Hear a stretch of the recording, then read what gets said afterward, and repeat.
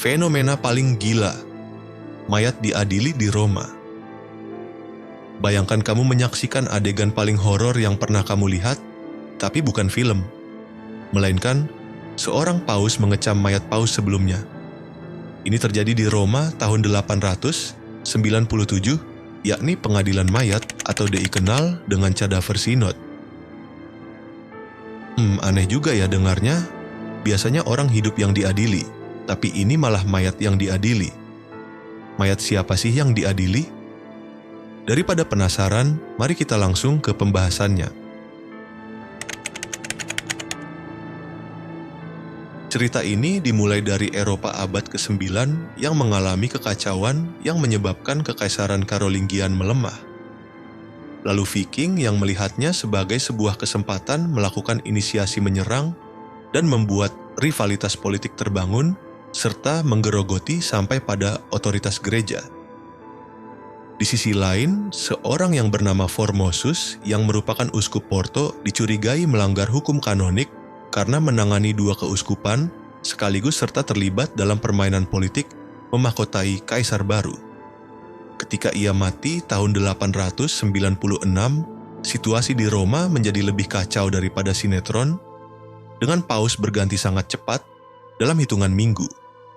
Sehingga datanglah kemudian Stephen ke-6 yang melakukan sesuatu yang lebih absurd dari semua itu.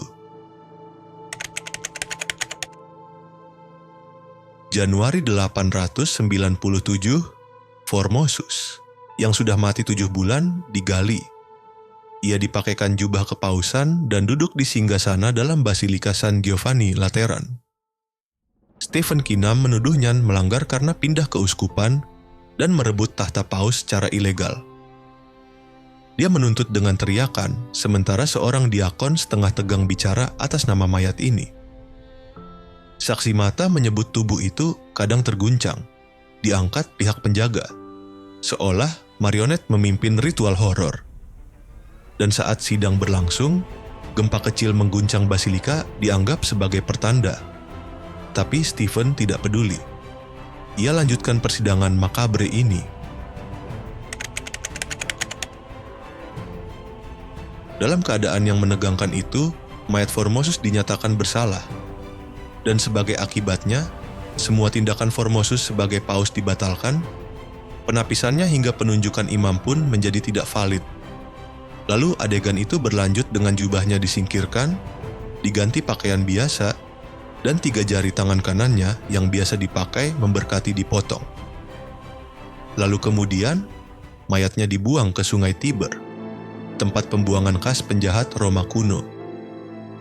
Namun drama tidak berhenti. Kata beberapa sumber, mayatnya ditemukan oleh seorang biarawan atau nelayan, lalu dikubur kembali dengan hormat.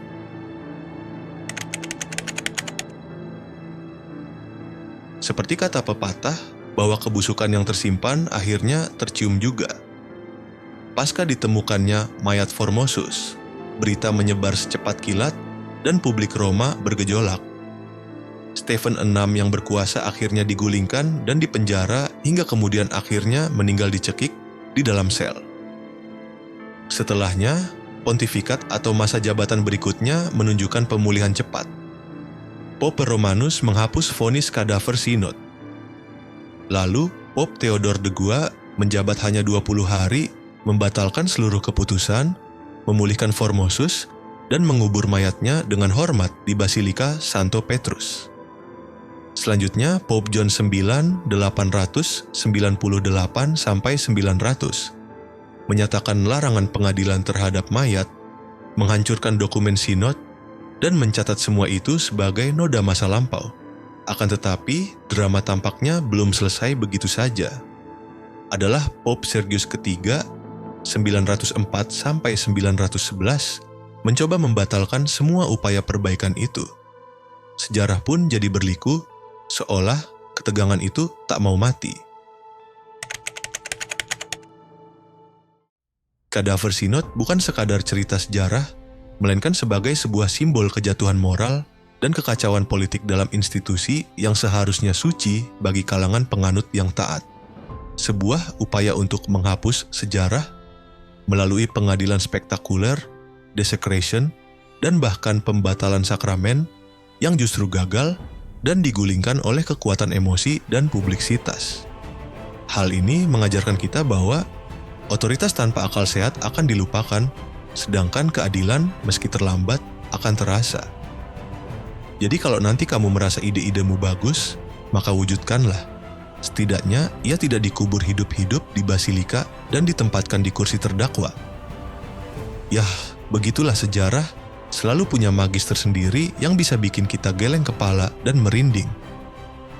Kalau kamu suka video seperti ini, jangan lupa subscribe, like, aktifkan lonceng notifikasinya, dan kasih komentarmu terkait pembahasan ini, serta tulis komentarmu tentang konten sejarah apa lagi yang ingin kamu lihat. Sampai jumpa di video berikutnya.